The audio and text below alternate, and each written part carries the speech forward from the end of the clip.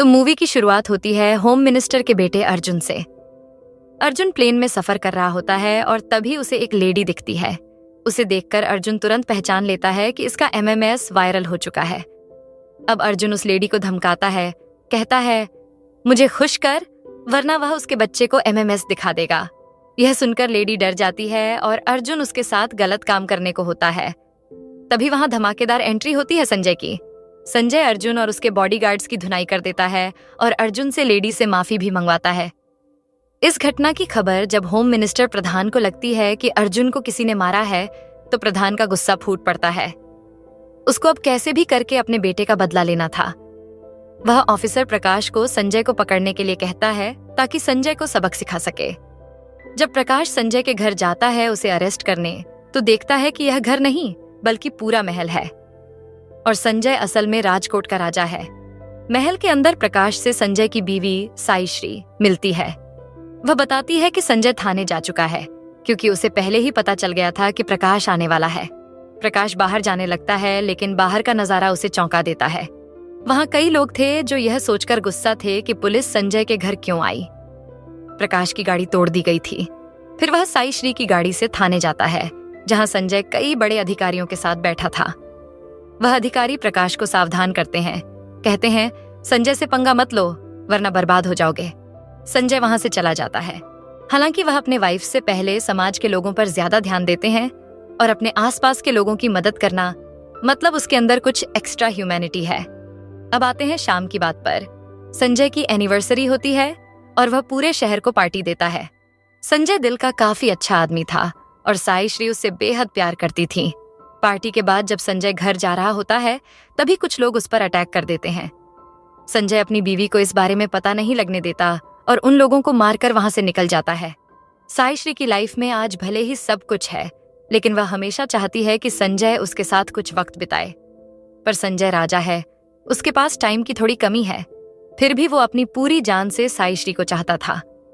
अब एक दिन साईश्री को पता चलता है कि वह मां बनने वाली है।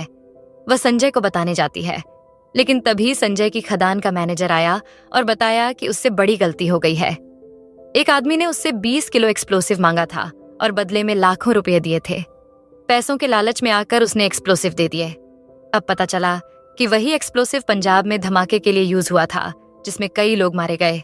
यह सुनकर संजय का गुस्सा फूट पड़ता है और वह मैनेजर को थप्पड़ मारकर भगा देता है। थोड़ी देर बाद खबर आती है कि खदान के मैनेजर को कुछ लोग मारने आ रहे हैं। अगर मैनेजर मारा गया तो सारे मामले संजय के ऊपर आ जाएगा कि उसने ही एक्सप्लोसिव भेजे थे। अब ऐसे में संजय मैनेजर की जान बचाने के लिए वहां जाता है जहां भयंकर लड़ाई शुरू हो जाती है। संजय चुन चुनकर गुंडों को मारता है। उसी समय साईश्री भी अपने पति के पीछे पहुंच जाती है।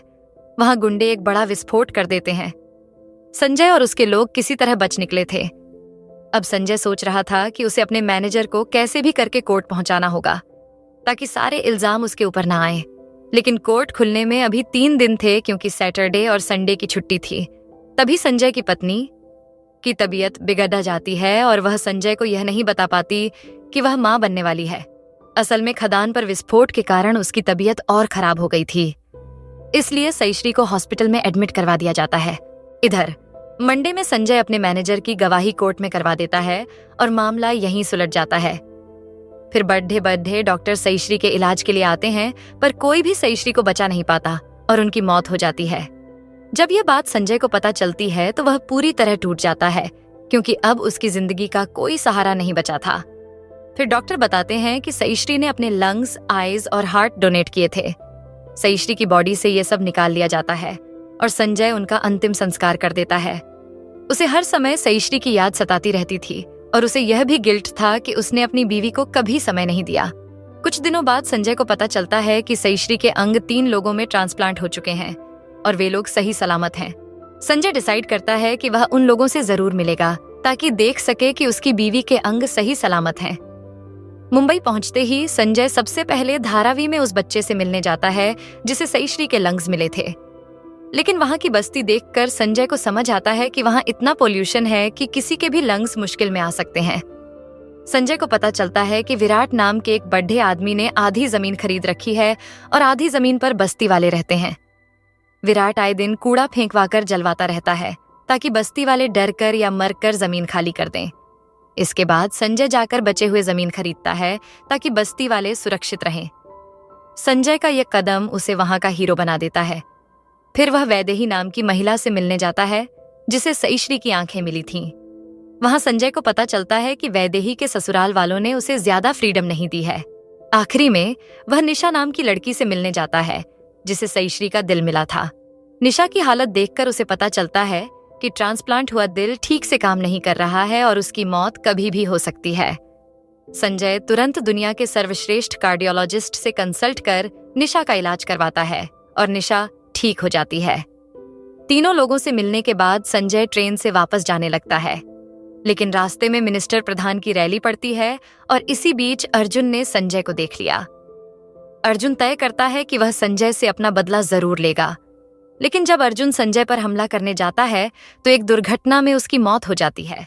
संजय वापस अपने रास्ते पर निकल जाता है, लेकिन जैसे ही प्रधान को उसके बेटे की मौत का पता चलता है, वह गुस्से और उदासी से गुजर रहा होता है।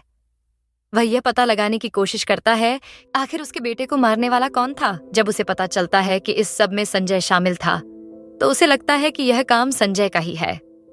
फिर वह संजय की पूरी जानकारी निकलवाता है कि आखिर वह मुंबई क्यों आया था। इसके बाद वह संजय को कॉल करके धमकी देता है कि तुमने मेरे बेटे को मारा है और अब मैं तुम्हें, तुम्हारे सारे चाहने वालों को और जिन जिन लोगों को तुम्हारी पत्नी के अंगदान में मिले हैं उन सबको मार डालूंगा। यह सुनकर संजय आधे रास्ते से वापस लौट आता है और उन सभी लोगों की जानकारी जिन्हें उसकी पत्नी के अंगदान में मिले थे डिलीट करवा देता है। दूसरी तरफ प्रधान को उसके आदमी से यह जानकारी मिलती है कि संजय ने डाटा डिलीट करवा दिया है, जिससे उन तीनों के नाम पता लगाना मुश्किल हो गया है। लेकिन प्रधान हार मानने वाला नहीं था। उसने आदेश दिया कि किसी भी हालत में उन्हें सब कुछ पता लगाना होगा। इस बीच संजय वैदेही के घर पहुंचता है, क्योंकि उसे पता चला था कि वैदेही ने अपनी जान देने की कोशिश की थी। वैदेही चाहती थी कि वह नौकरी करें और अच्छा पैसा कमाए ताकि उसके बच्चे अच्छी शिक्षा प्राप्त कर सकें।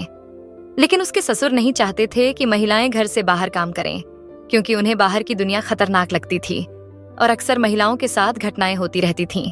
संजय ने वैदेही को समझाया कि उसे ऐसा कदम नहीं उठाना चाहिए था। उसने ससुर को भी समझाने की कोशिश की कि उन्हें अपने विचारों को थोड़ा खुला रखना चाहिए, वरना हर कोई उनसे नाराज रहेगा। लेकिन ससुर ने संजय की बात को अनसुना कर दिया।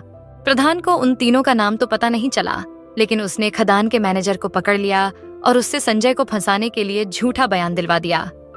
उसने झूठा बयान दिया कि संजय ने ही वह एक्सप्लोसिव पंजाब भिजवाए थे। इसके बाद प्रधान ने उस मैनेजर को मरवा दिया ताकि लोग सोचें कि डर के मारे मैनेजर मारा गया। इस तरह से संजय एक वांटेड व्यक्ति बन गया और पुलिस उसकी तलाश में लग गई।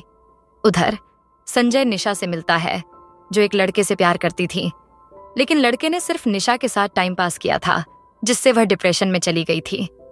हार्ट ट्रांसप्लांट के बाद भी निशा उसी लड़के को चाहती थी। संजय ने तय किया कि निशा का दिल नहीं टूटना चाहिए, इसलिए वह लड़के से बात करने गया, लेकिन लड़के ने बदतमीजी से पेश आया। संजय ने उस लड़के को और उसके साथी को भी मारा जो बीच में आया था। धारावी लौटकर संजय ने देखा कि इस जगह की हालत बिगड़ रही थी, क्योंकि विराट ने वहां कूड़ा जलवाना शुरू कर दिया था, जिससे लोग तेजी से बीमार पड़ रहे थे। संजय ने विराट से जाकर कहा कि वह जमीन का दुगना पैसा देगा जो बाहर वैन में रखा है, और उसे पूरी जमीन चाहिए। शुरुआत में विराट नहीं माना, लेकिन पैसे देखकर उसने साइन कर दिया। अब संजय वहां से पूरा कूड़ा साफ करवाएगा। साथ ही संजय ने वैदेही और उसके साथियों के लिए एक छोटा सा बिजनेस शुरू करवाया था, जिससे वे लोग घर पर रहकर अच्छी आमदनी कर सकें और खुश रहें। धीरे धीरे ससुर जी भी संजय की बात समझ गए, जिससे परिवार भी खुश हुआ। कुछ समय बाद वैदेही की फैमिली को पता चल जाता है कि संजय वांटेड है। उनके मन में संजय के लिए सवाल उठते हैं कि वह कैसा व्यक्ति है। प्रधान को भी पता चल गया कि सईश्री के ऑर्गन्स किस किस को लगे हैं, जिससे वह काफी खुश हो जाता है। बस्ती में प्रदूषण के कारण कमार की हालत काफी खराब हो गई थी और उसे सांस नहीं आ रही थी। संजय ने बस्ती के लगभग 6000 बीमार लोगों को हॉस्पिटल में इलाज के लिए भर्ती करवाया। वैदेही और निशा के घर वालों को यह पता चला कि संजय असल में एक राजा है, जिसकी पत्नी के ऑर्गन्स उनके पास हैं, इसलिए वह उनकी मदद कर रहा था। यह जानकर उन सबकी नजरों में संजय भगवान की तरह हो गया। प्रधान ने गुंडे भेजकर उन लोगों को मारने की कोशिश की जिन्हें संजय बचा रहा था। गुंडों के डर से वैदेही और निशा की फैमिली हॉस्पिटल में संजय के पास पहुंचती है। प्रधान के गुंडे भी वहां पहुंच जाते हैं। संजय पहले से ही कमार को लेकर परेशान था, लेकिन उसने गुंडों को देखकर गुस्से में आकर उन पर हमला किया। इस भयंकर लड़ाई में संजय और उसके साथियों ने गुंडों को हरा दिया। इसके बाद संजय प्रधान के पास पहुंचा और उसे बुरी तरह से मारकर समझाया कि अब से उन लोगों से पंगा न ले। प्रधान जवाब में शांत हो गया। इधर कमार पूरी तरह ठीक हो गया, जिससे संजय को राहत मिली।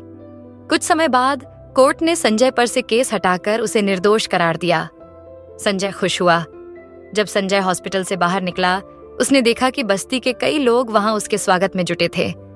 अब वे लोग संजय को अपना राजा मानने लगे थे, जो सभी की मदद करता था। इस तरह मूवी खत्म होती है। तो दोस्तों, यही थी सिकंदर की कहानी।